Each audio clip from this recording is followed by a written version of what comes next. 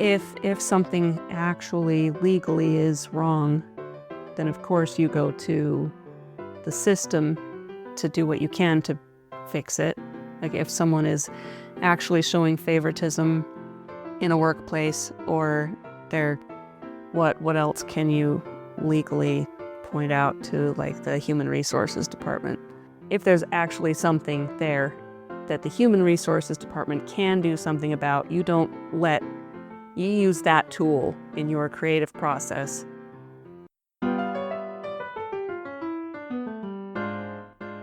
You are listening to our podcast, Do You Have a Minute?, in which a guy and his daughter dive into deep discussions about life's most profound and mundane questions. While we know we don't have all the answers, and possibly none of them, we open our minds to new perspectives, and most importantly, we have a good time in conversation. Join us as we explore the unknown together. Okay, morning. Have a minute? Hi. Yeah. Oh. Well, I don't know why I always say because I have to think about if I have a minute or not, but I yes. don't know. I guess I've got a minute. I'm free. I have an issue, but I don't want to talk about the issue because issues are too close, but subjects are okay to talk about. Oh, yes. So. And hopefully we'll solve your issue by discussing the subject. Yeah, we'll find some insight. We're looking for insight into the topic, and I want to just talk structurally. How did I put it? We want to talk about structure and expectations, but not specific events. So we're not solving an event. We're looking at structure, and the topic that we should think about is victimization of victims. Victim mentality. About that. Yeah, This is a hot topic. And it's a hot enough topic. As I looked at it this week, there are no less than thousands of videos on victim mentality. And so it's a big enough problem that everybody is having. Everyone's talking about it. Yeah, Do you think the victims themselves are looking at these videos, or people that love the victims are looking at these videos? In general, half of them that I've looked at, about half, are talking to the victims and making the changes, changing your own victim mentality. And the other half are how to deal with the victim. So I'm thinking that someone in that role is not willing to look at it. They don't see it. They don't recognize that they're being a victim? So that's the first thing. The first thing in there is, well, they don't recognize it as a problem or as an issue. It's someone else's issue. That's the base of victim mentality. If you're gonna be a victim, whose fault is it? Whose fault is it that you are a victim, huh? Right, exactly. Well, since you have the power to change your thoughts about something, then it is you, the victim. And that's the way, I think, psychologically you'd look at it. But we're all psychological beings. We don't live in that world, though. We live in our made-up world of relationships. Okay. And in that world, you're a victim because someone else victimized you. And so from the victim standpoint, it's always someone else's problem. That's the only way you can hold that status. How else could you believe that you're a victim if no one else is responsible? Right. I mean, well, you could be a victim of your own vices, your own bad habits. You'd be like, I suck. I've got all of these problems with myself and I can't change them. I've tried to change them and I can't fix it. So I'm suffering because I am this way. All right. And who are you blaming there? Yourself. No, you're blaming your other self, the other self that you can't do anything about. So still, oh, I see. You're the victim of this person that is inside of your body with you that's running all of your faults. Yeah. So I see. Yeah, psychologically, you can change any of that. Can't. And that was where, I think we talked about that some time in the past. Can't is a word that doesn't exist. Can't means won't. It just means your will is not to do it. Right. If you would will yourself to change, you can change. You can do anything. And all things are possible, even without considering there's a God involved in it, blessing you. All things are possible if you just start working on it. a 1% better attitude can get you to 3x, 300 times better within a year if you just try to get a little bit better. If your attitude is just 1% better. Right. A little bit better is 300 times where you are in 1 year. Imagine what you do in 10 years, even if you're really slow. Okay, so the victim, that's my first idea, is the victim's not ever going to watch those videos because it's not relating to them. If they do see the video of how to change your own victim mentality, I mean, that's someone that's already past that. Anyone in a thinking psychological mode can identify where, that was a victimized thought. I was thinking like a victim there, and I don't want to think that way, so I'm going to change that thought. I mean, it's simple, and it can be quick to not play the victim. I came up with one basis, so I want to start with a basis. A book, this is Eckhart Tolle, the newer, but New Age psychology. Okay. It talks about the roles that we play, and victim is a role, and I want to get into some of that too. But the roles that we play, temporary roles, we are parents, or we are siblings, or we have working relationships. Each one of those is a temporary role, and then it's not really us. How did he put it? If you're aware enough, so I'm just going to read some of this, to be able to observe how you interact with other people, you may detect your subtle changes in your speech, attitude, and behavior depending on the person you're interacting with. At first, it may be easier to observe that in others. Then you may also detect it in yourself. The way you speak to the chairman of the company may be different in subtle ways from the way you speak to the janitor. How you speak to a child may be different from the way you speak to an adult.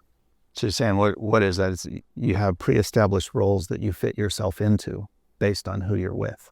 Yeah, that is a thing that I've observed in myself and in other people. You talk different on the phone when you're talking with mom versus when you're talking with a client. And we all speak differently. I mean, your voice, your tone is different. Even you're a different person. You're a completely different person with those people than you are with other people. And with your primary, and I do that with too. Your primary relationships, you've got some comfortability or some status of a role that you play. So he talks about that role here. So, okay, the conceptual image of your mind is made of yourself. The conceptual image your mind has made of yourself is relating to its own creation, which is the conceptual image it is made of the other person. So your perception of who you are and who they are is within your own brain, is what he's saying. So you're conceptualizing who they are and who you are. Let's see. So you're not relating to that with that person at all, but who you think you are relating to, who you think the other person is, and vice versa. So it's your perception of the person in the conversation that is who you're talking to. We talk about our audience and who you're talking to. Right. You're not talking to who they are. You're talking about who you think they are. Who you have in your brain. Okay. And this is the same vice versa on their part. The other person's mind's doing the same thing. So every egoic interaction, he says, and that's just any time that you're consciously involved in it. Okay. You're consciously involved in something. Every egoic interaction between two people is in reality the interaction between four conceptual mind-made identities. They are ultimately fictitious. It is therefore not surprising that there is so much conflict in relationships. There is no true relationship. Yeah. There's no true, you have the relationships, but they're all false. They're all based on what? They're all based on perception. On your fictitious build-up in the mind of what the other person is, who the other person is, and who you are. Yeah. With that other person. Right. So that's the first base. Is everything we do is kind of built as a guess. Is it a guess or is it a lie? Yeah. Guesses can be lies in this. I mean, it's a guess and a lie. You're telling yourself a lie. You don't know it's a lie. Right. You're not recognizing, unless you know already, you know ahead of time that you're creating this person. Which now, based on that psychologist's statement, we know that we're creating that person every time. So we know. Yeah, you and I know. Yeah. So once you understand it, if you gain that in your understanding, then you know that everything you do is a lie because you're not getting to the true person. You're not even showing your true self. Your self can't come out. In every conversation, there's things you're hiding. It takes you a while, why it takes a while to say something, because you're not just blurting out who you are, you're forming it, you're building it up. And what you're building it to is that role, that identity with the person you're talking to. Right. So we're talking about the roles that we play, and we play roles in every conversation. If someone else comes in the room, the role adjusts, your role personally adjusts to them. And we agree that this is a truth. This is a principle of life. It happens. No one can do anything about it. So the only way we can prove that is anecdotally, I guess, with our experience. Have we experienced that? Do we know that it's the case? I've experienced that. Yeah. I would be interested in hearing from anyone that hasn't experienced, that isn't experienced, that is their true self with somebody. I mean, they say the very best relationship with a spouse or a partner would be one where you could be your true self without fear of judgment. But does that exist anywhere? Even with your very closest friend, is it still possible? I mean, is it likely that you still have a mask around them? Right. And so we talk about the people who get closest. Who can get closest to do that? The next story that Eckhart Tolle says in this book, I want to read this because it is kind of interesting. Based on what you said, can you be true? So The Monk with Sweaty Palms is the title of this little 2-paragraph thing. Kazan, a Zen teacher and monk, was to officiate at a funeral of a famous nobleman. As he stood there waiting for the governor of the province and other lords and ladies to arrive, he noticed that the palms of his hands were sweaty. The next day, he called his disciples together and confessed he was not ready to be a true teacher. He explained to them that he still lacked the sameness of bearing before all human beings, whether beggar or king. He was still unable to look through social roles and conceptual identities and see the sameness of being in every human. He then left and became a pupil of another master. He returned to his former disciples 8 years later, enlightened. So he took 8 years to figure out how to drop that role to allow everyone to be the same. But that was, I mean, he did it eventually. Yeah. It took 8 years, but it did happen. Does that mean Eckhart Tolle is suggesting it can happen? I believe so. Yeah, but it's an effort. It's a large effort. And a monk is 24 hours a day. 8-year effort. And they're trying to advance more than 1% a day. And if they can't do it in an 8-year time frame, what possible chance do we have? So focused on that one thing, but he just recognized that there's a difference in people still. Enlightened. Now, he didn't say that he was successful. Maybe he's just enlightened that you cannot succeed at this. And so I'm going to go ahead and be a teacher anyway. That it's impossible. Okay. So he didn't describe how he came back. Maybe that's it. He just said he came back because he needed money again, I guess. I don't know. There's a model for victimization that's out there that I've liked, and I've heard it time and again. It's from Karpman. Who is it? Stephen Karpman, Karpman, in the 60s, described the drama triangle, which is what we're talking about. It's taking on roles inside of a status. We're gonna reference this, so you pull this thing up. Where is it? bringthedonuts.com. It's under bringthedonuts.com. And then from that, I think the drama triangle is what it's called. Bring the donuts. Is that what you said? Yeah. And I'm not sure where it goes to without the addition. Looking at the blog. Go to the blog and then search it. Can you search it? I don't see a search, but I'm going to it's right on the right search side. this site. It's the drama triangle on his first page. Oh, I see, right there at the top. It's one of the standard ones I think he talks about. Okay. So this is the drama triangle on his blog spot. But a lot of people talk about this, and they talk about that he's got this designed.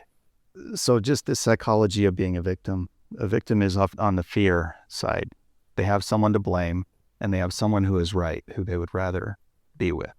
So those are the 3 parts, the three Yeah. quadrants, tridents. The tree tridents. What are they? It's not a quadrant, it's a section, the three corner sections of the triangle. And what they fear, blame, what they and say right. about this drama triangle, and Parmenides had put it together, he said you enter it from any place. And so there's a whole psychology around all this, and it takes a long time to figure it out. And I don't really know. The words are here. So you either enter as a victim, you're afraid of the villain or the perpetrator on that side, and the perpetrator is the one that's damaging you. And then there's a hero that's there to help you. But the victim, you switch roles, you fly around that triangle. The victim flies around this triangle? The victim does it too. So the victim can... Or the individual? As an individual, if you come in as a victim, the next thing you want to do is give them their just desserts. And then you become the villain. So the victim will roll to the villain by saying, and they call that reactive abuse as well. So sure, I'm abusing you, but you deserve it. I didn't deserve it. Okay, so if you start as the victim, then you roll to that villain role, you start exacting your judgment and your challenges on someone, and then you can roll to the hero role and say, oh, I went too far. I'm sorry. Let's make you feel better. And then the other person says, you shouldn't have done that. And then now you're a victim again. And so you can stay, it's a collusion cycle. You're battling back and forth, but it's just two people on this. The two people pushing each other's buttons. So each one of these things is a button that gets pushed. So any thoughts on that? Other thoughts? I think there's this important note in the middle of the page is warning. I want to pause here and make a really important point. The victim role isn't meant to describe someone who actually is powerless, being manipulated or abused, but rather someone feeling or acting as if they are when they are not. Right. And that's the disclaimer for actual physical abuse. Someone who is locked in a cage is different. Right. They're not in this drama triangle. They're not a part of this. They're actually a victim. And it goes on, in fact, accusing someone else of playing victim or gaslighting them is a classic villain move. So no more accusing people of playing the victim. Gaslighting them. How much do you know about this? As much as you. Like, are you, I know 3 minutes of it. I'm not an expert for sure. 6 months. 6 months I've been aware of this and been thinking about it. So. Okay, well that's more than me. Yeah. Yeah. So this is he says that this drama triangle is the reactive thing, and then he's got a creative using that word option lower. What does that mean? You have a resolution for it. And that's why I wanted to use this guy's explanation, explained it with both of those together here. Reactive. We've talked in past disappointment and things like that. And the space between stimulus and response. Your reaction is immediate. We in our discussion in regard to the model of feelings and circumstance, thoughts, emotions or feelings, and then actions. Your reaction from an emotion goes right to an action. This is a reactionary part of it. There's no pause. There's no pause. There's no space. So the conscious, what did he say about it later? Reactionary, making the shift. You used a word right there that he said is the conscious. If you're conscious about it, you can make the shift. It's a creative side. So the victim can change. Reactive and creative. Yeah. The victim can change, and you can change this triangle by acting and responding in that space as opposed to just reacting. So reacting, you're going to jump in the drama triangle. And that's been proven, I guess, and that's why Karpman is famous for it, is because it can be proven. It's everywhere. But making the shift to the other side. So from a victim, from someone who's having a challenge, you change to a creator. Instead of seeing the victim, seeing that this is all internal changes that need to be made. The victim says, it is just the words I used, you did this to me. There's someone out there or something out there that's the problem. Something out there is the problem. The creator says, I can do this. I can is that statement of a creator. I can't versus I can. I can't versus I can. Yeah, probably. And it's the center of this thing is presence of mind. If you have presence of mind and you're thinking about it and you can manipulate your own thoughts, you're trying to do that. Right. So it's from I can't, someone else is doing this to I can do something. The rescuer who says I can fix it. I'm going to rescue you. I'm going to solve this for you. Instead of I can fix it, you turn into a coach. So the rescuer changes to a coach and saying, here's some more information that you could use. I want to help you. Here's some good information. Perhaps use this. But you're not fixing it for them. You're providing them information or assets that they can do something with. So still letting the creator be the creator. You let them build it. You're not building it for them. The rescuer says, I'm going to build it for you, give you something. The perpetrator or the villain becomes a challenger. And they're the ones that says, perhaps look at it this way. Or they're the indicator. We talked about disappointment. And what was the other thing that's an indicator in life? Figure disappointments. Depression. Discouragement. Was it discouragement? It was, there's another dis word. Yeah. That we used. Right. In our episode about joy. Is the opposite of joy. Yeah. Discouragement and despair. I think it was despair. That's what I was thinking.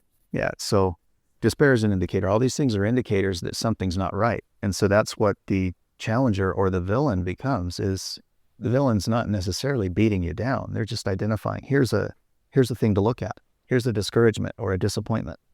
I'm not trying to hurt you, but I do want to point it out. So I want to challenge. I want to challenge what you're doing. And if the victim views them as a challenger as opposed to a perpetrator, then their role changes. And that's the way the victim needs to see it. The creator needs to say, yeah, I'm in control of my creation. And you're giving me information that hurts for a minute. But that hurtful information is just a challenge that I can overcome, that I can build. I can still do something with it. I don't have to be beat down with it. Okay, I think that's it. Yeah, that's the structure. So, yeah, there's more further down on how to shift to the presence. Yeah. So, triangle. And that's why we'll link this page. It goes through all of it, and then there's a video that talks about what all the positions are and how you make the changes. So, right. And Ken Norton, Bring the Donuts, is a trainer, I guess, executive coach. So, but he's put it together so that it's a good, cohesive discussion of Cartman's drama triangle and how you can correct it. Yeah. Correct your reaction. And so this is again that space. You've got to have space to think. Now we know that we play roles, and I think even the good roles, the creator and coach and challenger, you can take some time and play that role as opposed to the perpetrator role, or as opposed to the rescuer role, play the coach role. So it's just giving you new names and new ways to present yourself in the world consciously, as opposed to the standard reactionary, that hurt, and so you must be a perpetrator, you must be a villain, you must be mean because you hurt me with that word. I'm offended. You can choose to be offended, or you can choose to create with that challenge that was handed to you. So it's the way you look at it. Yeah. Your positive mindset. That's a joy thing, I think, but choosing to find joy in whatever is happening. Or contentment, at least, if not joy.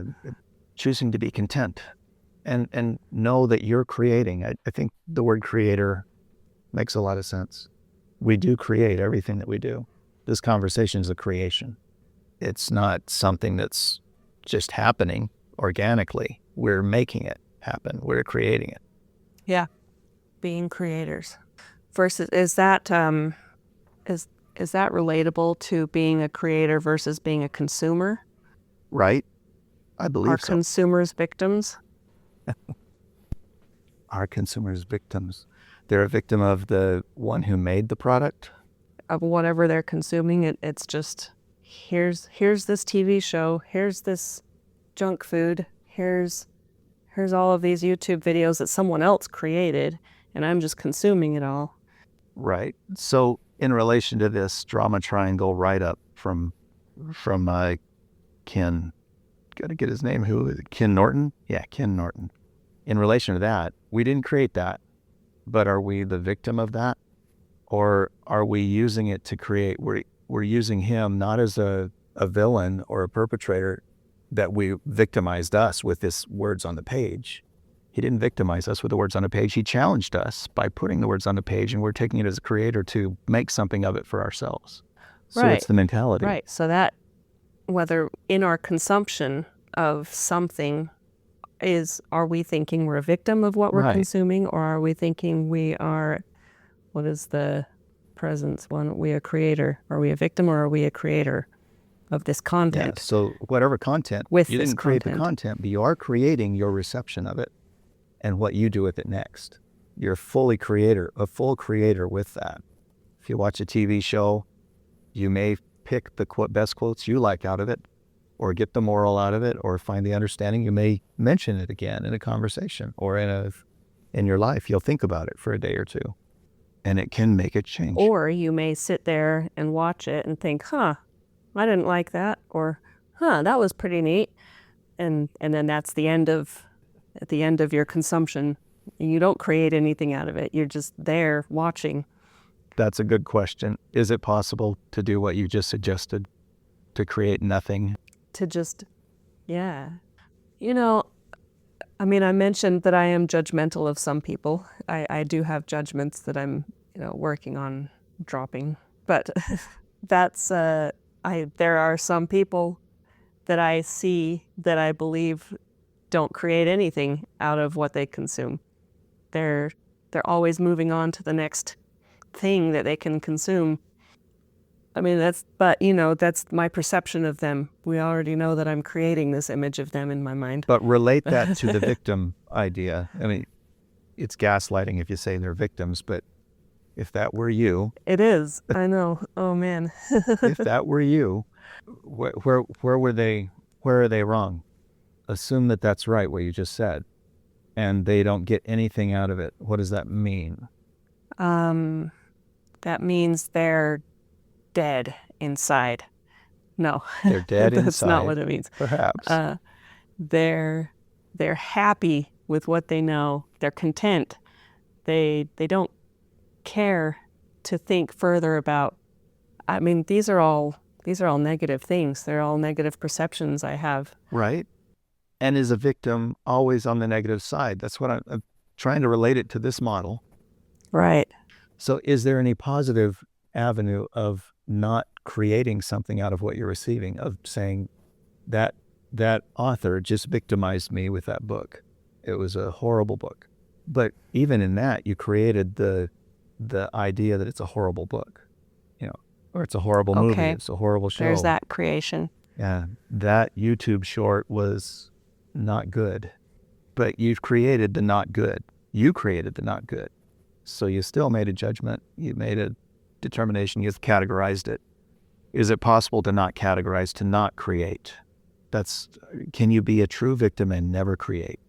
Well, if you are indeed a true victim, like the victims that this drama triangle doesn't describe, who are powerless, perhaps at some point you check out and you're just there. You're a zombie with your villain. Only if you choose to be the zombie and the villain. Still, that's your choice, because we have Man's Search for Meaning, Viktor Frankl's work, who is clearly in the worst situation of anybody that you can imagine. Yeah. What I'm imagining is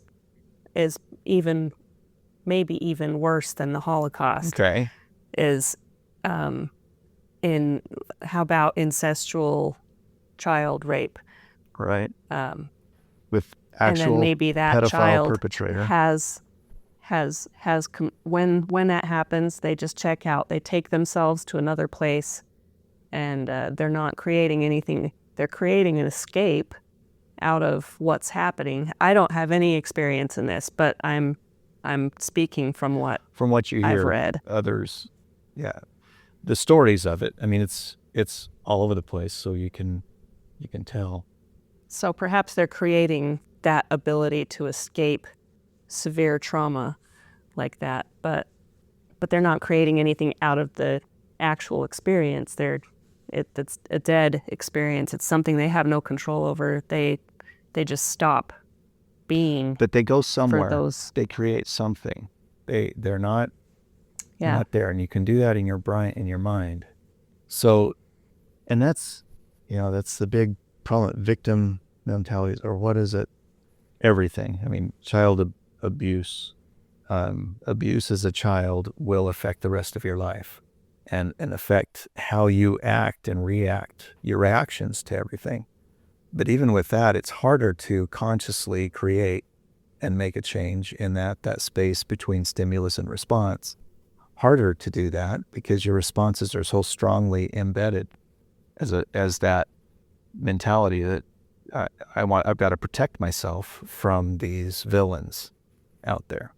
So you can fall into that and become, and that's the victim mentality. That's what they say, what creates it. A lot of these other videos identifying that it's childhood trauma that has created your victim mentality.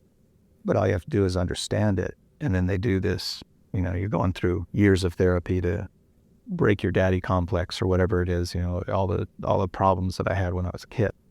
Yeah, the trauma is always with you, but you've got to learn how to live with it. Yeah. All right. I don't know. I haven't gone through therapy for that kind of thing. So you learn how to live with it, or you understand it. You acknowledge it, and you understand this is where I'm at. So this is what I'll start with. So I don't know where we were going with that. Let me think. We were trying to discuss can a victim remain a victim? Create. In the drama triangle, you roll to perpetrator and to rescuer, and you see other people that are victims, and so you're more sensitive to that. Maybe that's empathetic and compassionate towards other people that you see are victims, and so you want to rescue, and so you can jump into that role in that relationship. But the more positive, the proactive side, and maybe this is proactive and reactive, that's the difference of creator to villain. A reactive is a villain, or is a villain. A proactive is a challenger. I'm not trying to perpetrate something on you that I know is right and you have to do it. I'm going to just challenge you. Here's something else to think about. This is the way I view it. What do you think? Allowing it as a challenger and as a victim, instead of saying that those people are hurting me, they're damaging me. They say they're giving me information that I can create something new. I've got to make a change. Let's create that change. So either you cycle on the collusion cycle, and it was described to me 40 years ago as collusion. When you're working with someone else, you're just pushing a button and it makes you angry, and then they push your button and it makes you angry. And that's really just flipping back and forth between a villain and a victim. And then they say you've got to change it so that at one point you become a rescuer. Maybe that gets you off, that you decide something else. But really, you don't want to be the rescuer. You want to jump out and be a challenger, coach, a creator. You want to jump to the proactive side as opposed to the reactive side. Okay. Right. And then another commonly used opposite of reactive is responsive. Yes? Respond. You respond to something instead of react to it. Yeah, a proactive response. Proactivity and responsibility are probably the same thing. Mm-hmm. The ability to respond. I mean, probably not exactly, but they're, in this context, they're along the same. As opposed to reactive. Parallel to each other. Reactive and just knee-jerk. Just, you are who you are. So, or saying, I am who I am, so just live with it. Right. That has no value. So, how can you help a victim see the triangle, that they're in this drama triangle, and that they should want to move into a responsive, proactive mindset? You have any ideas at all about what he that? said in the middle of this is, it's just gaslighting. If you try to convince someone to get off the drama triangle, you pinpoint that they're on the drama triangle, you're gaslighting them. And what does that mean? What does gaslighting mean? Gaslighting is when you are trying to get someone to believe something that's not true, or you're creating a situation and then telling them that they're crazy for seeing that situation, that they're crazy for whatever they experienced because of what you created. I think it's an intentional thing. Like, I don't think that you can gaslight someone that is actually in a victim mentality Unintentionally. because they are in a victim mentality. If someone is thinking So that they're a victim. where does gaslighting exist? In the proactive or reactive triangle, can gaslighting exist in the proactive triangle? That's my current thought. Between a challenger, a coach, and a creator, can you gaslight in that arena? Yeah. Okay. So in that disclaimer in the middle, it further says the drama triangle is best used as a tool for understanding one's own perspective in a self-development or coaching setting. It shouldn't be introduced to teams or organizations without a lot of psychological safety and an experienced hand guiding the process. It can easily be misused or even weaponized against vulnerable populations. Okay. What is it? What's a vulnerable population? Someone who is thinking they're a victim. Right. Which triangle here is vulnerable? Everyone in the drama in the drama triangle is there's vulnerability there, and you're getting your feelings hurt and your feelings stepped on. In the presence triangle, in the proactive triangle, are you what was the word? Vulnerable. Are you vulnerable in that? Your vulnerability, and this is Brene Brown's work on shame and vulnerability and all that. She says you got to be vulnerable, but you can't be vulnerable in a drama triangle. If you're in a drama triangle and you're vulnerable, that hurts and you're damaging yourself and you are being the victim. But if you move yourself to the proactive triangle, to the presence of mind, and you're vulnerable, you want to be vulnerable there, because then you can be challenged and you can be coached and you can create something new. You're building, as opposed to being beaten down, as opposed to wearing out. Using your resources. So even a rescuer is using his resources to help someone else. So that's a downward cycle. As a coach, you're building up, you're giving your information to build up. Even if you give substance as a coach, you're building up, you're building something. They're creating, you're not rescuing. So you're building people as opposed to tearing them down or being torn down. Yeah, what he's saying is you can't point this out in someone else. Gaslighting, I was going to talk about that. Gaslighting is denying something. And can you deny? You can deny yourself a denial that something is true. So, and then we haven't talked about truth. We talked about that in our last conversation that we should discuss sometime. Can anything be true? Can you identify? Because it's not that it's true. It's true for somebody's perception of it. And especially in this idea that all of our roles are decided on and fictitious anyway. They're perceptive in our own self. Our conversation here is 4 different people talking to each other. And any conversation you have is 4 different perspectives that are interacting. Right. That's the true me and the me that I'm playing. You're playing in front of me. And the me that you see me playing in front of you, and the me that's actually me. Those are the 4 people. Well, right. But our actuals aren't here, because, I think the 4 people are the person I think you are, and the person that you are playing, and then the person that you think I am, and the person that I'm playing. Oh, that's right. That's the 4 people. We are really not in this conversation. The real us. Right. Yeah. Yes. So gaslighting is denying the truth. It's if you're telling someone that they're playing a victim, then you're telling them that what they're feeling isn't valid. That's what they hear. That's what they'll hear. So let's use that example. You're telling that you're just playing the victim. If they are playing the victim, they're going to take that as an affront, as an offense. It's going to offend them. And so it will cycle them further on the thing. Then they'll change to the perpetrator and say, well, here's what you do. and they'll slam back at you. They'll slap you back with something. Yeah. Okay, so if you say that to someone who's on the proactive side and willing and has gone through the psychological effort, he said you can't do it unless you have self-development or coaching setting without a lot of psychological safety and experienced hand guiding. So an experienced hand guiding the way. So if they've got that experience and they've got the psychological understanding, which what we're trying to attain to in these conversations, right? A better understanding of the world and where we are. Do you agree? Right. Do you think Yes. that's a goal that we have? Yeah. It might not be our only goal, but yes, that is one of our So as goals. we open up these things and deep dive into these rabbit holes and sides, that we want to try to have a greater understanding of interactions between us and between the world.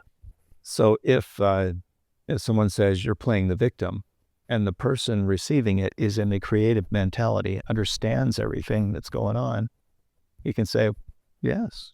What would he say? Well, what would be the response from the creator if he was gaslighted in saying you're playing the victim?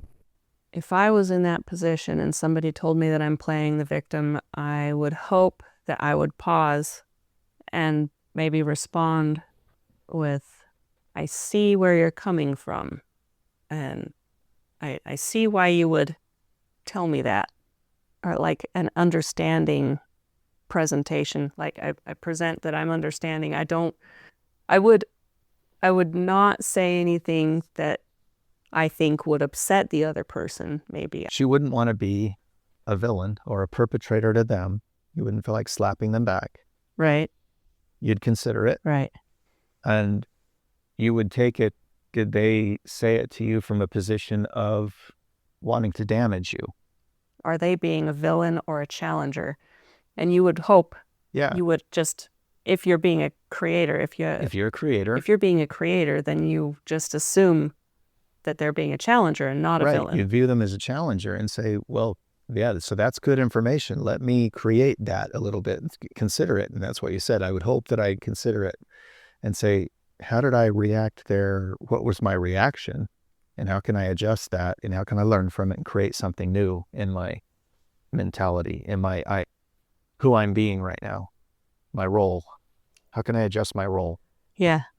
And so you do that. You accept it. You accept and it's not gaslighting then. It's what is it if it's not gaslighting? What's the opposite of gaslighting? If a challenger gives that to creator, says you're acting this way, what you're doing is this. What is that? That's constructive criticism? Yeah. What it says here is provokes others. They're provoking others to take action. I think I would use the name persuade instead of provoke. What's provoke mean? That seems like a negative, doesn't it?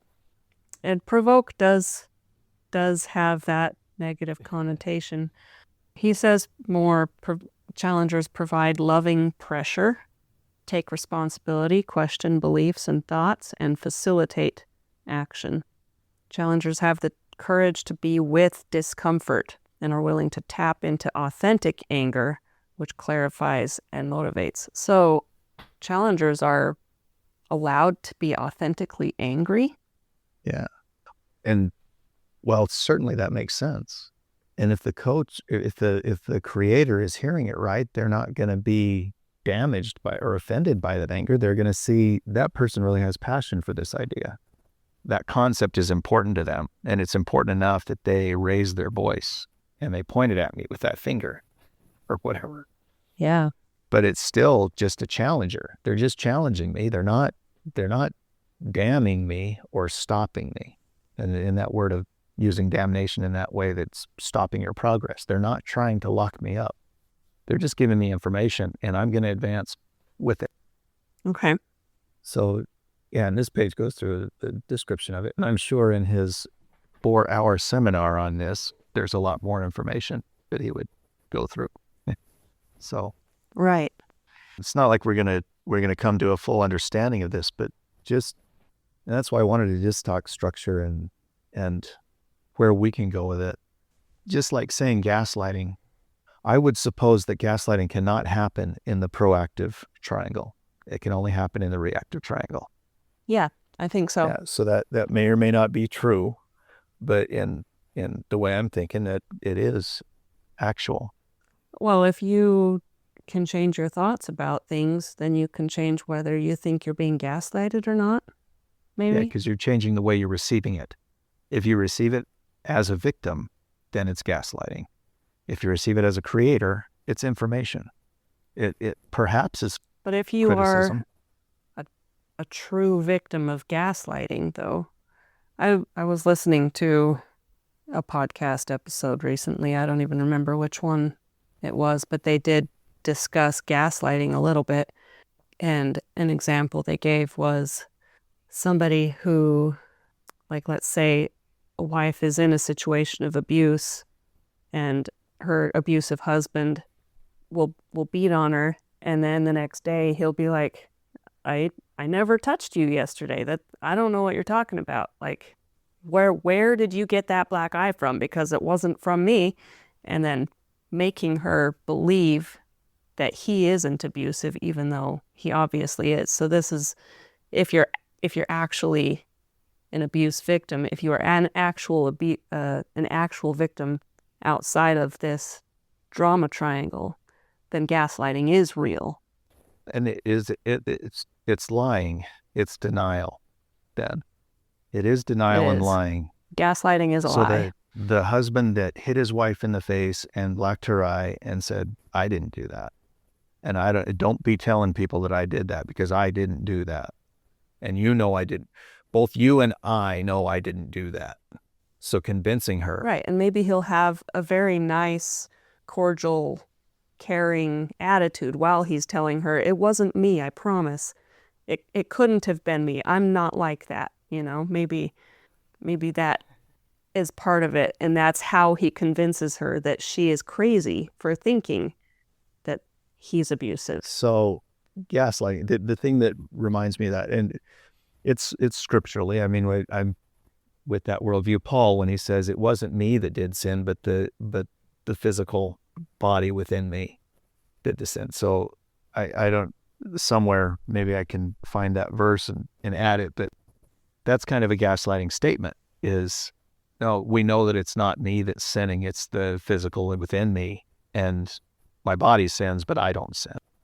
Okay. Yeah. Is that like the true self that you never show anyone, and the mask that you put on? The mask that I wore that day was sinning, but my true self doesn't do that. Yeah, because I am rooted in Christ Jesus, and I'm not going to do that. I don't do that. But the body that I'm in does that sometimes. Well, yeah, that's what Paul was saying. Yeah. Right. But I think that's like what we're talking about, the perception, the role that I'm playing. Well, usually the role we play is better than we are, right? Yeah. We want to put the smiling face sometimes, and the everything's fine. I can imagine it's not. As opposed to there's trouble in Zion. Yeah, I got troubles. So what if, like, you've fallen in with the wrong crowd, and I don't know, like you're in the West Side Story, and you're on what is the other, what are the two factions of the story called? I don't know. You don't remember? Okay. The Hatfields and McCoys. The standard feud, and I don't know, that was in a song. Right. And so sometimes you're just on one side or the other, and sometimes things get out of hand and you don't actually want to stab anyone, but it's like, well, here I am, what am I going to do? And you react, you don't respond, and you stab someone, and then you're like, what did I just do? That's not me. That's the me that was here with these people did that, but I would never do that. Right. You get into a group and then you do what the group does, because it's group dynamics. Yeah. You're just going to operate the way the group's operating, and you wouldn't. It's like the people. Why would anyone tear down goalposts at a football game? It doesn't make any sense, but it happens because the group gets together and someone jumps up and grabs it, and then they pull on them, and I don't know. It's not a very smart thing to do. None of them probably went there thinking, I'm going to be part of this. And there was no instigator to tear it down, but that happened. So could that be what Paul was talking about when he says that in his scripture? That wasn't me that sinned. That was my body that was with other sinners, maybe. The mortal within me or something. I don't really know how he says it. I think we don't need to go any further on that. On Paul? I'm trying to describe why he said what he said. You guys can figure that out later. But yeah. for us, I do want to talk about gaslighting in the political environment, because that came to mind. There are certain people that are told that we've elected what have we elected? A tyrant. A tyrant? A dictator. Dictator, yeah. A fascist. A convicted felon. A convicted felon. You know, right. And what I heard Trump from his side, he said, you can't use the term convicted felon because I have not been sentenced. And he's not likely to be sentenced. So there is no convicted felon there. Yeah, he's not that yet. Yeah. This is what you're saying, is what he's saying. And if they can actually get there legally, that's one thing or another. But whether you're a legal convicted felon or an actual convicted felon, there's difference there even. There's a nuance. There's a difference between a fascist and a capitalist. I think he's a capitalist, but you can take capitalism too far and become fascist. Or you can become a dictator if you take power too far. But the gaslighting, in general, I'm going to make a general statement. The media has gaslighted everybody, and maybe every one of their 30-second steps are gaslightings. Whether they know it or not, they're proposing an idea that may not be right. Yeah, and they're promoting it so as much truth. That people believe it. Yeah. So they're stating it as truth, and that's what you hear. And so you're gaslighted into thinking that this is a convicted felon, that where all our rights are gone immediately with this individual. And maybe the rest of us are gaslighted. The other side, are we gaslighted to thinking that President Biden is incompetent or lacking mental capacity? Maybe he has full mental capacity. I saw his interview with Simon Sinek, and he seemed very accurate, and his discussion with Simon Sinek was on point, and he didn't falter. So maybe that's really who he is, and we're just being gaslit by Fox News and all the other media or maybe and the Wall Street Journal. Simon's podcast is so perfectly edited. Yeah, they got rid of all that stuff. They took out, because we edit our podcast, there's a lot of ums that happen that we and falters take out and pauses and so they have the video one place and the other. They could have put a video somewhere that they eliminated the faltering. Yeah. Okay. You can't trust anyone. Not even Simon Sinek? Come on. Yeah. Not even Simon. You can trust Joe Rogan because he doesn't edit his podcast. It's just 3 hours straight. And that's it. It's what it is. I think Theo Vaughn does that too. Yeah, Theo Vaughn is just straight. Is just how it is. But you can't trust us. You can't trust this podcast. No. Awkward pause. This is one of the things that'll be deleted and it's edited, and it's just not going to be there.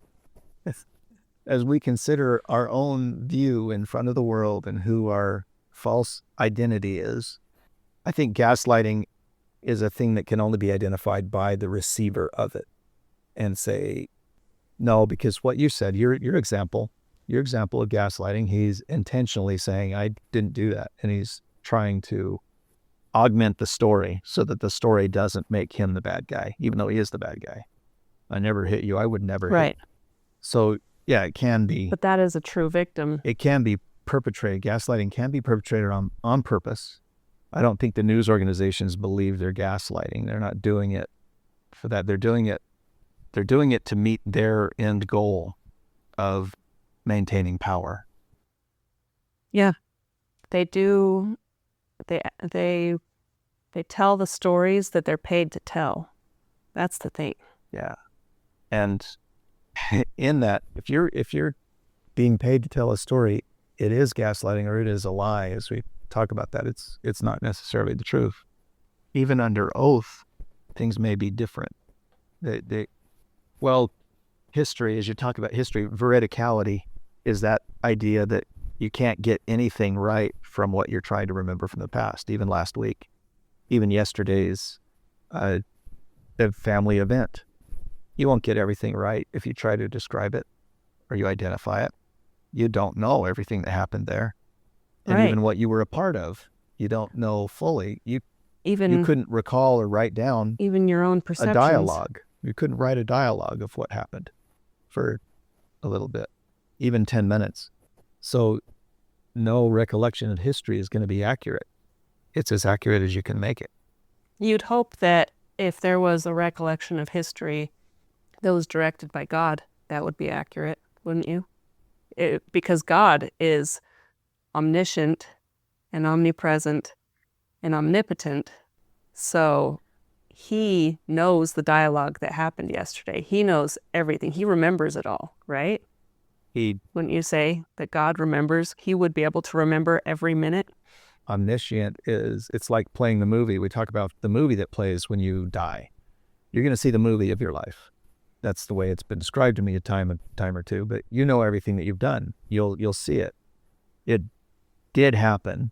And if it did happen, an omnipresent being has that recorded, or if your brain, we're using not so much of it, if all of it is recorded in there and it just can be opened up at some point, you can see the rest of it. Even then, you're not going to be able to see.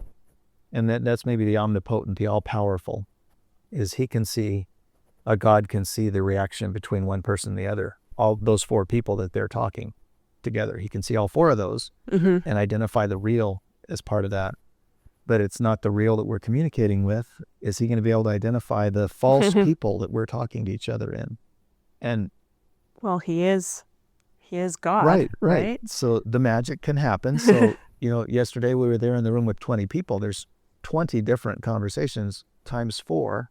So 800 interactions in that meeting yesterday, in that party. We had 800 interactions, 800 different conversations and permutations, and God has control of all that. I mean, that's simple for him, like sands in the hourglass. There's a lot of things that go on. We can inadvertently gaslight by denying something, even though we don't know we're denying it, denying that something happened because we just didn't recognize it that way. Yeah, inadvertently gaslighting. And then if somebody says you're gaslighting, then do you become a victim or a creator? Personally, if you're thinking about that and you're putting yourself on the proactive triangle, if you utilize that space between stimulus and response, you're always a creator. You can't be a victim in that space. So you're using that information. Oh, would you ever claim, as a creator, that you've been gaslighted? That rolls you right to the victim stance. I think you can't claim that. But what if you were gaslighted? What if you were the wife? Yeah, the wife that has a black eye and she's a creator. How does she react? What would be the legal right thing to do is, you hit me, I've got proof of it. We have the nanny cam there on the corner, and I've already sent it to my sister, and the police will be here in 3 minutes. And I'll tell them, just like you're telling me to, that you didn't hit me. So well, I'm creating. if you're successfully, if the gaslighter is successful, then you actually believe him. You believe that you are crazy, that something is wrong in your mind because you're making up these stories of abuse. And you really genuinely believe that. But if you somehow escape and then you realize, I'm not crazy, he was gaslighting me, then... And then you're a creator. Then you... So in order to be crazy, you have to be a victim. Can you be a creator and have someone change your mind enough that you have been manipulated? Can a creator be manipulated by a villain? Can that, because a perpetrator, someone who's authentically gaslighting, is not being a challenger, they're being a perpetrator. They're saying, I got to change you. I'm going to make you be something that you need to be.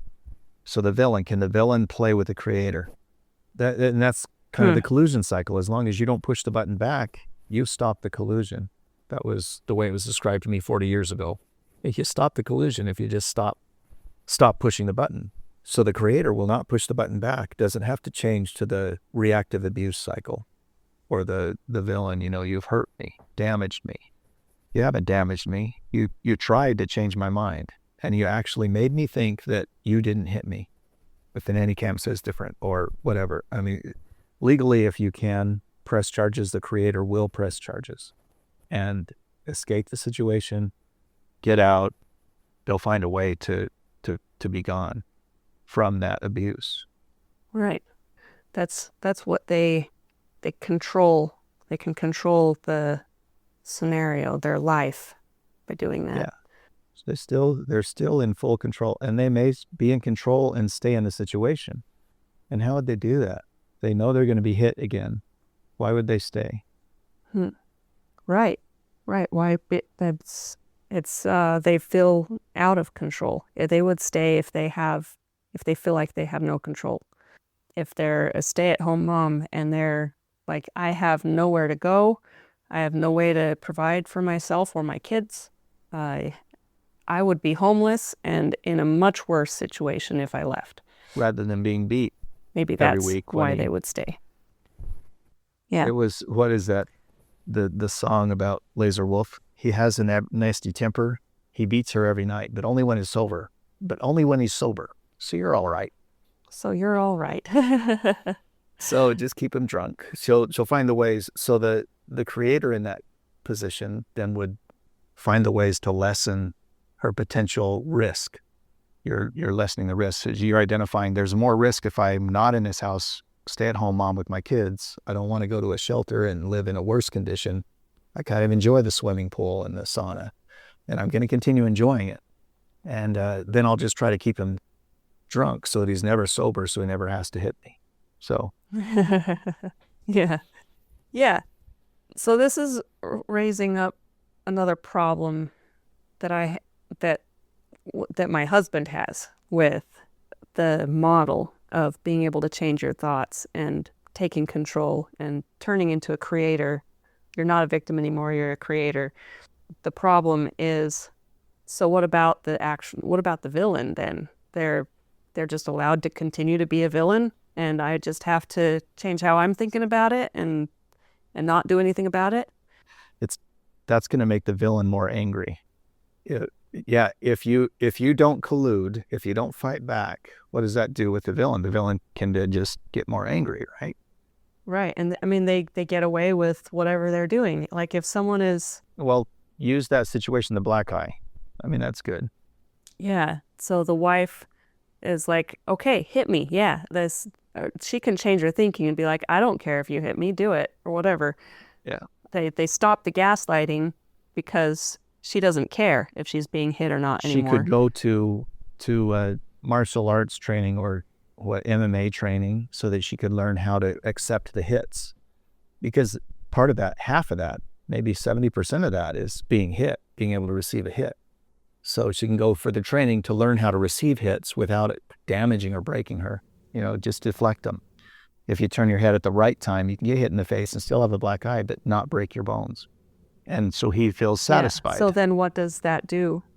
What does that do to the villain? Does the villain keep hitting?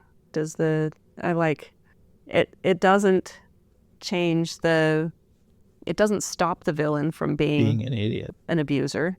Right. If he's actually a villain perpetrator and he doesn't want to change, he's not going to change. So, but you want to stay with him. My husband's belief is that is wrong to let the villain continue to be a villain.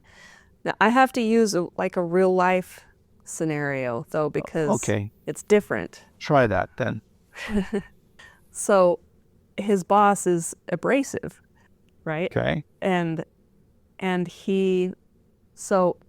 this abrasive boss isn't abusive outside of maybe saying offhanded comments like, this is the worst report I've ever seen. That's very abrasive. Even though it might be true to this guy, it's not nice to say. It's rude, and it doesn't promote growth. It's like, you're an idiot, and that's it. As a villain, stating it as a villain as I'm trying to hurt you with this. It wasn't good work, and Yeah. I'm not going to say it. I'm not going to coddle you with it. I'm going to tell you straight up, it wasn't good work. And you better look damaged by my statement, or I won't be satisfied. I'll have to say more. Right. So I tell you have 3 things you can do here based on the model, the Brooke Castillo's model, Eckhart Tolle's. I mean, she gets it from him, I guess. I don't know where it comes from. You talk like it's a bigger thing than just Brooke. Right. It's all over the place. Yeah. So the 3 things you can do is you can do nothing and just you're there. Everything is the same tomorrow as it was today. Or you can leave the situation. You can quit your job. He can quit the job and not have to deal with this manager anymore. Or he can stay, but just change how he thinks about the situation. He can view this manager differently. He can grow in this conflict, and he can be a better person for himself. But those are the things he has control of. He can't change the manager. That he has no control over, whether the manager changes or not. Right. He could become a perpetrator and damage the manager by yelling back. And that's just changing to the perpetrator role or to the villain role. You become the villain as the employee and manage your manager and say, do you not know any other words? Are you that stupid that you only know those words? Find some other creative way to tell me that there needs to be adjustments here.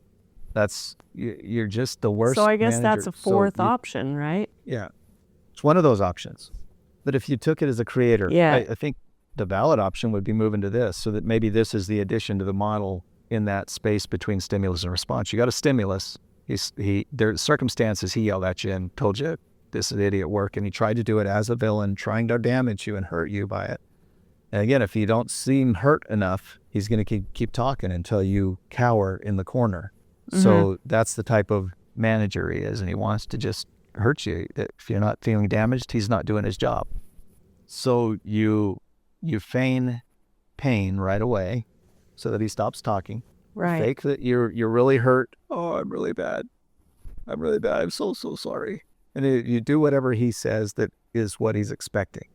And then when he leaves, you take that as a challenger to you. Whatever he said was accurate. He actually had a feeling about it. So if it was a total gaslight and you know that you did it exactly right and he's wrong, you've got to solve that somehow. In the collusion cycle, just pushing other people's buttons, you just stop pushing buttons. You don't fight them back. You maybe correct what it is. You take it as an indication. Anything a challenger tells you is an indicator that something needs to change. So you start working on what you actually said. Not how it hurt, how it offended me, but what did he actually say? What was the impetus behind his anger, his misplaced anger? Right. And that's becoming a creator. You're not a victim anymore. You're a creator, and your villain is now a challenger. Right. And you're saying he thinks he's a villain, and he's going to keep operating that way. So if the challenger's going to continue being a challenger, there's no way that they can change that. They can become a creator, and I guess that you cycle around that same cycle as well. But if you create something new out of it, I guess if the challenger does see, let's say it was a report that was just done with the wrong color of ink, I don't know, simply.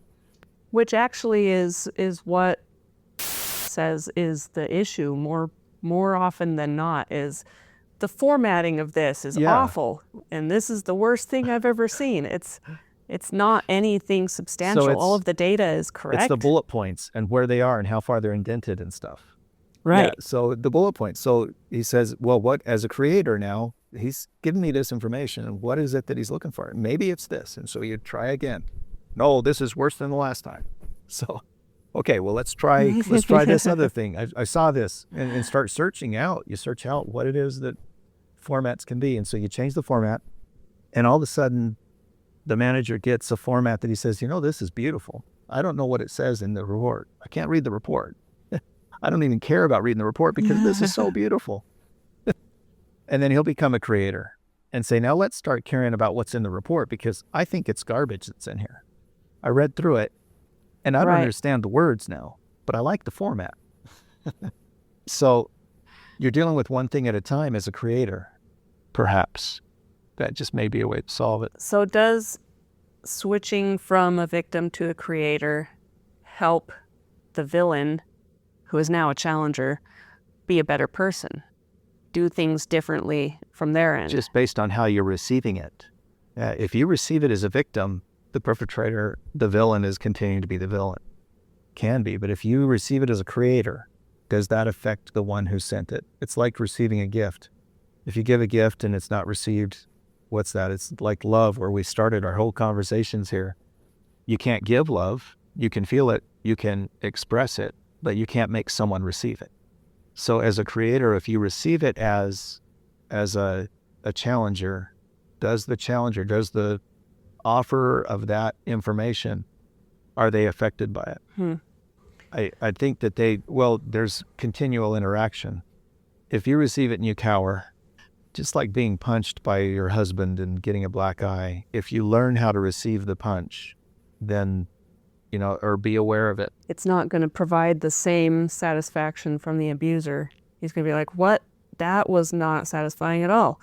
Maybe that's what's going to happen. Maybe it makes it worse, though. Maybe the way you receive a punch makes the abuser angry and he pulls out a knife instead. He's like, well, that didn't hurt you. Let's try this. Right. It's like if you just laugh at someone, if you guffaw, you brush it off, if they come to you with their villain mentality and want to hurt you, and you like water off a duck's back, if you just brush it off and it doesn't affect you, that's going to cause them to be a little more angry.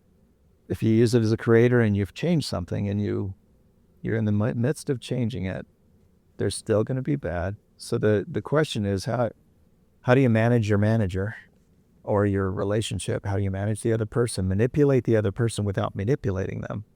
The only way is, and that's the collusion answer, is just don't push their button back. Identify where their buttons are. Don't push it back. Don't roll in the cycle. Don't continue in the cycle. Step out. Create something new. Do something different. Is that what it is? Do something different? Is that what creator means? Yeah. I mean, it's, if you don't do anything different, then you remain in the cycle. In the victim cycle. So you create something else outside you. You learn from it. You learn some 1% thing and do that 1%. And at some point, and what is it that can love heal all wounds? Is there something that heals all wounds? Time heals all wounds. So sometime in time, if you're continuing to be a creator, but it's just how you're receiving it, whether that changes the villain at all. The way of the Tao. Managing your manager. That's a book, isn't it? I don't know. At least it's a statement. Someone's probably used it as a book title, but it's something that's... I think it is a book. Something that's all over the place. Yeah. It is a colloquial, it's part of the general mentality. Mm-hmm. And the person that used it as a title to the book was just egotistical about trying to use that and probably didn't treat the subject well enough. Oh, okay. Even if it was Stephen Covey. Probably it not wasn't good Stephen enough. Covey, but even if it was a very popular author, Malcolm Gladwell, it's just a presumptive title to use. Huh. Okay. Villainism. So what do we come to conclude? I think it's a change of thinking to move from victimization to creatorship. That's a psychological... If you're not a true powerless victim. Psychological move we can make is to always act from the proactive thing. And so anyone, and they have to be part of the conversation. Someone would have to hear this from us or from anyone else, or read this page and go through it and understand it and hear it and actually internalize it and say, instead of a victim, I'm never going to accept something as a victim. I'm going to accept it as a creator. And I'm going to do something with it. And instead of victimizing someone or being a villain, I'm going to challenge people and give them valid information that they can work with. And instead of a rescuer and solving people's lives and saying, I want to just solve this, I'm going to be a coach. I'm going to give information and perhaps resources, everything that I can to care for them, but I'm going to let them build themselves. I'm going to let them do the work necessary. I'm going to identify what the work is, let them do it, and not pull them out of the situation. Just like telling the victim, the black-eyed wife, help her see that learning how to accept that fight. If she wants to stay in it, and it's fine, she loves the man, but he's going to hit her once a month, periodically, whenever, and until she can find out how to keep him away from doing that, if he just feels like doing that. And I don't know that, you've got to legally get out of that situation or legally change it somehow. You're still in the victim status if you feel trapped. If you're a creator and you're a black-eyed wife and getting beaten, you've got to create your life the way you want it. And if you can do that with deflecting the blows and painting your eye so that he feels like everything's fine, and then telling everyone in the world that everything's fine at our house. My husband is a wonderful man. He does nothing wrong. He's practically Jesus. And then endure what she's enduring on her own, because that's just what she wants to do. She's chosen that as a creator. She's creating that life for herself. It needs to be the created life. If her created life needs to be away from him and the kids with grandma and whatever, you do that. You do what's necessary. You get the nanny cams all over the house, and you make sure that you're well documented before you take it to the police and get him picked up. Right. And that's a form of creation. You create a better life. You create a better life. You don't remain a victim. Create the escape. Yeah, you create the escape. And that's, I think, Viktor Frankl, that's what he talked about in Man's Search for Meaning, is you're creating in your mind the ability to function inside of this frozen tundra with no shoes, and you just can't feel your body anymore. You're just moving, barely. Right. But you're creating it. You're creating it in your mind. He says he would think about the nice things. He would think about his work, the book that he was writing, and what he was working on. He was mentally working on things the whole time, and had the book written down by the time he got out of it. Yeah.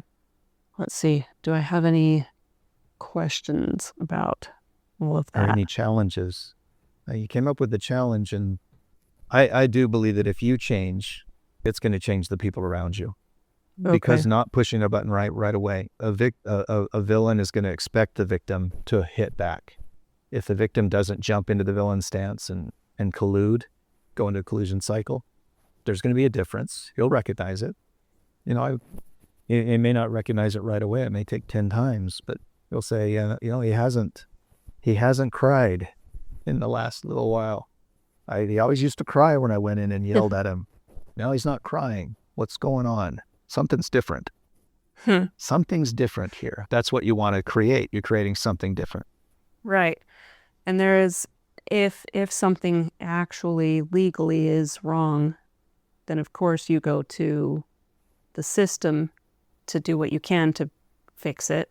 Like if someone is actually showing favoritism in a workplace, or what else can you legally point out to, like, the human resources department? If there's actually something there that the human resources department can do something about, you use that tool in your creative process. Right. Yeah, and you gain legal advice. Maybe you pay $200 and get a legal advice, an attorney to identify exactly what the moving parts are, the legal moving parts that you can use. You go to that expense as a creator. You say, I want to accomplish this. And so what's the steps? You plan it out. You make a plan. You identify your next step, your 1% move. Next 1% move is going to be this. Or even if you're just doing it yourself, say, I'm going to try this, see if this will work. And if you talk to human resources and they happen to be in bed with the manager and they're colluding against you, both of them, then you realize that's not a place I'm going to go again. That's not going to help me at all. So I've got to do this on my own. Yeah. And right. And so you continue to stay on the right side.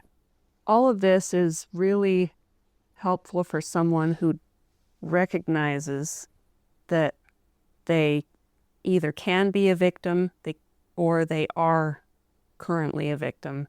If they don't recognize their own victim role, then that's how it is for them. That's their life. They're always going to be hurt by other people, and there's nothing that they can do about any of it, right? Right. And you talked about that person who watches the movie and doesn't have a feeling about it, or just they're not using it for them. They were victimized by the creator of that drama. Whether it was for good or bad, like whether they liked the movie or not, they were a receiver of it, and they did nothing with it. They do nothing with it. Yeah. And a conversation, if they get in a conversation, I had to spend an hour in that conversation with them. It was torture, but I endured it. And really, that was another statement. I've been in conversations like that. I need to say, the victims do feel superior to everyone else. That was one came out of something else. Is a victim says, I endured it. They endure things, and that's what wears them down. That's what brings on the post-traumatic stress disorder events. If you're continually a victim, you're continually being worn down, you're going to get stress. It's stressful to be beat down all the time. And if you don't realize that it's your choice to get out of that or not, change your thinking about it, change to the creator side, then that's your role. But if you can state that you're a victim, all those people are bad, they hurt me, they did this, they did that, they're the evil people and I'm the good people, but I'm the victim because I'm the good people. Or I'm good because I am the victim because I didn't do any of those bad things. And now I'm doing those bad things, but they deserve it. They're still worse than me because they deserve to be victimized. Right. I'm in the right. It's that black and white thinking. We're going to have to talk about that when we get to the psychopathy discussion. Yeah. Black and white thinking is related to psychopathy. And related to victimhood. And related to everything. Yes. The spectrum, if you can accept the spectrum, maybe you're a creator, you can expect the spectrum. I can be anywhere on that I want to be. And I can place myself as opposed to I am there or they are there. They're all bad or all good. Yes. Okay. We should be we should be better people. That you and I, we're talking about this, and that means we are recognizing our victimization or our creatorship, and also trying to be better people so we're not the villain to someone. Even like we can try to be more challenging than villainizing. That's more coaching. That's what we have a responsibility to do. We'll do more coaching than rescuing. Right. And everyone that listens to this, I challenge you all to recognize where you are in this whole scheme. It's important. It's important to be a good person, right? Not because you get to heaven or avoid hell. It's just this is what is good. Your relationship. Where we started out, all the relationships are facades anyway. in what our identity is, but you can identify yourself either as a victim, a perpetrator, or as a coach and a challenger and a creator. So identify yourself positively and what you're working for. Be proactive. Use that space between stimulus and response. If you're stimulated by something stimulates a response, instead of immediately falling into the collusion cycle in the victim mentality, the reactionary mode, go into a proactive mode. Think about it first, consider, and build something with it. Create something with your reaction, your response. Yeah. So I think the answer to your specific question in relation to a manager, someone who's a villain, you're just creating something with your response. You're going to always create a new response, as opposed to just staying in that cycle of the victim. Respond differently and things will be different. Yeah. Is that what you're saying? Yeah. And I don't know, I haven't read through this, but we could study that. You could study that. How effective is one person changing in that triangle? If you change, does that necessarily change the other person? Or does it make him worse? Yeah. And maybe it'll make him worse for a while. Okay. But then he'll say, this isn't fun anymore. I want a divorce or something. And he'll come up with the idea. And you've got best of both worlds. Because he claimed it, you can claim more benefits from it. I don't know. Yeah. All right. So next week is psychopathy. Is it really that soon? That's next week. Okay. I've been thinking a lot about how I am a psychopath. We've got to define the term and everything else. So it's going to be an interesting dive into what psychopathy is and how prevalent it is, or how infrequent it happens in society. How maybe we are all psychopaths and therefore no one is no a one's psychopath. A psychopath. Yeah. If you're all a sneetch with stars on, is anyone? Whatever. Is anyone? Maybe psychopathy. I don't know. It'll be a full discussion, I think. Let's wait till next week. Yeah. Well, it always is. It always is. All right. All right. So I think that's it. Have a great day. Thanks. Thank you for tuning into our podcast. We appreciate you taking time to listen. We'd love to hear your feedback and thoughts. Please continue the conversation with us at doyouhaveaminuteconversations@gmail.com. Your participation means the world to us, and we look forward to sharing more exciting conversations with you in the future.